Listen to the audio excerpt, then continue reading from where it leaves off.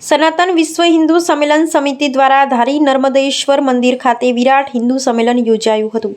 ધારી સનાતન વિશ્વ હિન્દુ સમિતિ દ્વારા વિરાટ વિશ્વ હિન્દુ સભાનું મહા આયોજન ધારી ખાતે કરવામાં આવ્યું હતું। તેમાં અનેક સાધુ સંતો, રાજકીય આગેવાનો, ધારીના વેપારી સહિતના અનેક લોકો આ વિશ્વ હિન્દુ સંમેલનમાં હાજર રહ્યા હતા।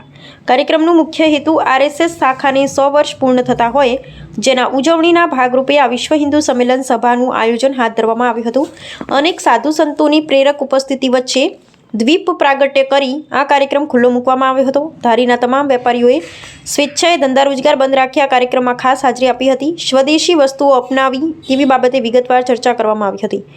અહર્મ ગ્રુપ દ્વારા કરુણા અભિયાન હેઠળ દરેક લોકોને ચકલી ઘર તેમજ નાના પક્ષીઓને ચણ માટે પ્લાસ્ટિકના ચબૂતરાનું પણ વિનામૂલ્યે વિતરણ કરવામાં આવ્યું હતું।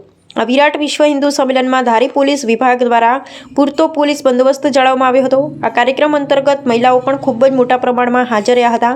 સનાતન સંસ્કૃતિ વિશે સંતો દ્વારા વિશેષ વાતચીત કરવામાં આવી હતી અને ખૂબ જ સફળતાપૂર્વક આ કાર્યક્રમને પૂર્ણ કરવામાં આવ્યો હતો।